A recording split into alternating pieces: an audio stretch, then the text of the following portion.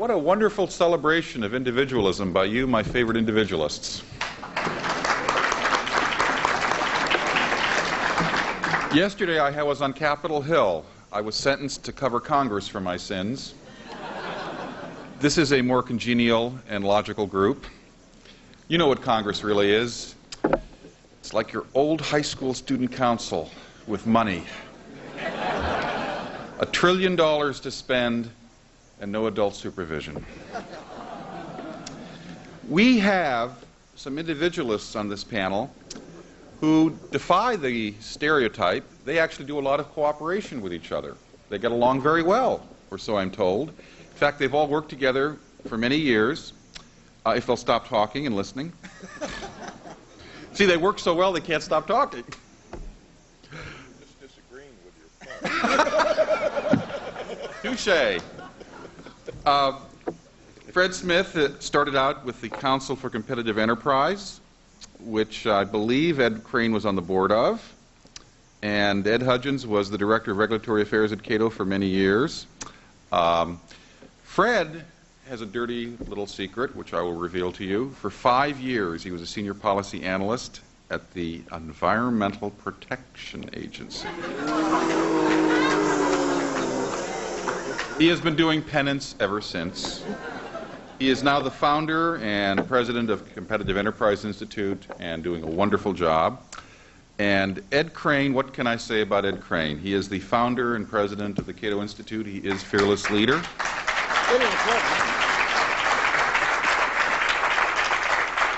My dirty little secret is, way back when in my home state of California, once a long, long time ago, I was Cato Institute intern number 1.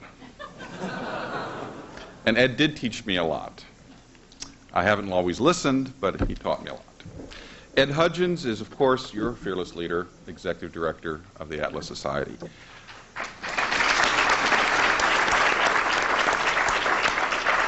I thought I'd very briefly give you some good news and some troubling news. Here's the good news. At the 50th anniversary celebration of Atlas Shrugged, I think it's safe to say that the book, the author, and its influence have permeated the popular culture and the media to a greater extent than ever before.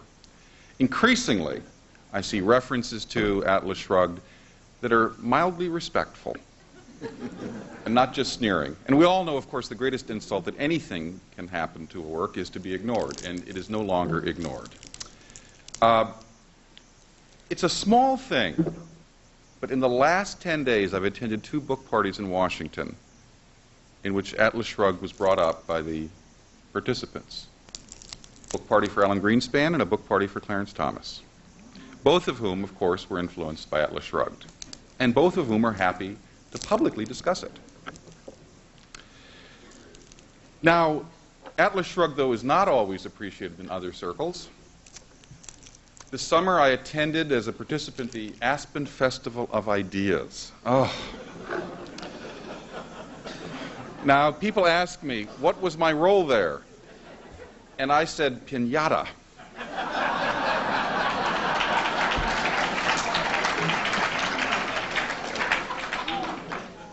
As for the ideas at the Aspen Festival of Ideas, you could walk through their deepest thoughts and not get your ankles wet. I was the piñata on the panel on global warming. I don't know nearly as much about global warming as Fred. I think that's why they invited me. But I did do one thing that was interesting.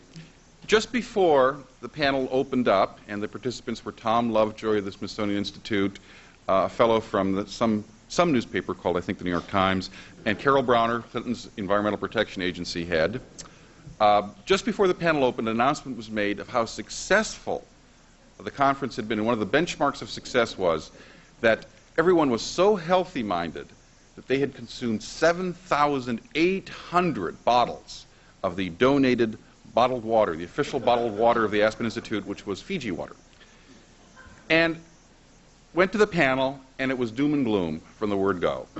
We had one guy who said, this was John Doerr from Silicon Valley, who said, take the present level of emissions, carbon emissions in the world, cut it in half, and it's still going to be way too high for us. Then we had Tom Lovejoy for the Smithsonian Institution. You pay for his salary through your tax dollars. And he said, take the level of admissions when Robert Fulton created the steamboat in 1807. Create that level of emissions, and that's way too high. Basically, his message is we're all going to grub for earthworms in the dark in order to eat in the future. And Carol Browner was Carol Browner. And after hearing all of this gloom and doom and how we're going to have to fundamentally transform our lifestyle and our daily lives, I finally just about had it. So I looked out at the audience and I said, you know, we're here talking about changing lifestyles, and we're doing this in the splendor of Aspen. But Fiji water? Fiji water is the official bottled water of the Aspen Festival of Ideas? Do you realize you had to transport this 7,000 miles to get here? 7,000 miles? Do you know how much energy that took? Do you know how many chemicals had to go into the plastic to put this stuff in here? And you know, it's like we're in Aspen, Colorado. It's not like there isn't water around. In fact, behind us, there's this wonderful mountain stream. I hear the water's pretty good.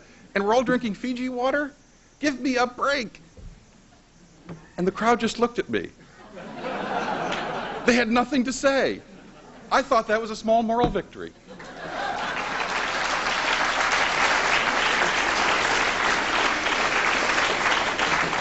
Of course, shortly after the panel ended, the president of Fiji Water went after me with a hatchet, I'm told. Seriously, before we begin, I just want to say one thing. The woman who came up after me, though, was priceless. She was a high school student from the Midwest, and she had a profound message. She said, I cannot thank you enough for what you just did. Let me tell you what's happening in my local school district. They are forcing every school kid to watch Al Gore's Inconvenient Truth. And she said, it's astonishing because, you know, there's this case, and since we talked, the case has been adjudicated. A British parent actually took the British school system to court to avoid having this propaganda shoved down their kid's throat. And just last week, the British authority declared Al Gore's film was factually inaccurate and must be labeled as propaganda.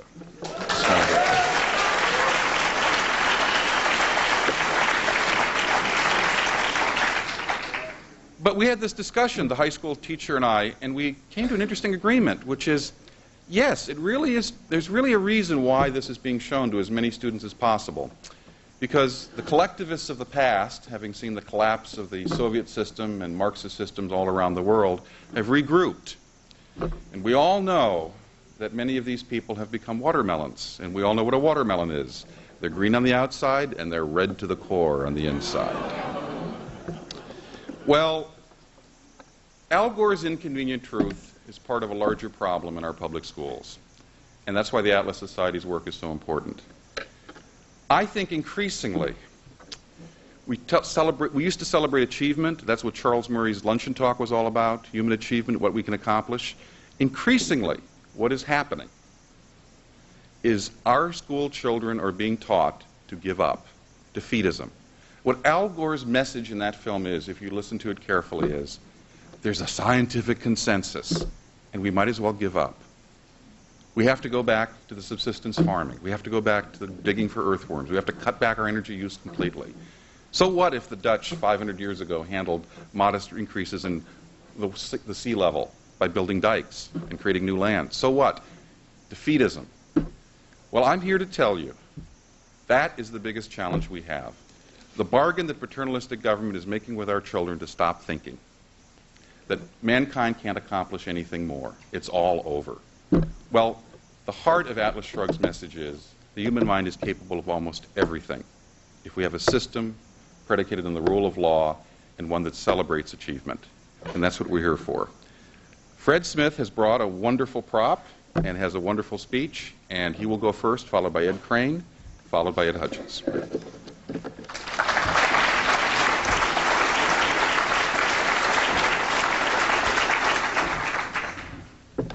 I don't know, wonderful speech. Next week I have to give a talk to the International Bottled Water Association. But it was all right because a month ago I gave one to the Public Works Water Association. They don't want us to drink the water out of our taps, chemicals. They don't want us to drink this because plastics, I don't know, alcohol, maybe guys. Like most of you, I've read and ran, but last yesterday when I realized I really had to give a speech, I thought I'd go back and reread it. It wasn't that easy. I got to page 500 and realized it was 11 o'clock. I better write my speech, so that's what I did.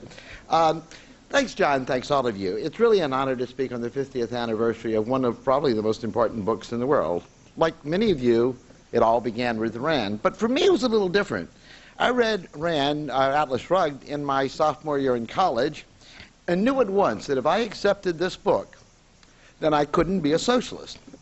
And as a Southerner in a still racist world, knowing little of politics, economics, or history, and experiencing the heady flavor of egalitarianism that most feel at that period, I wanted to be at least a liberal. I wasn't a racist. What else could I be? I had no idea.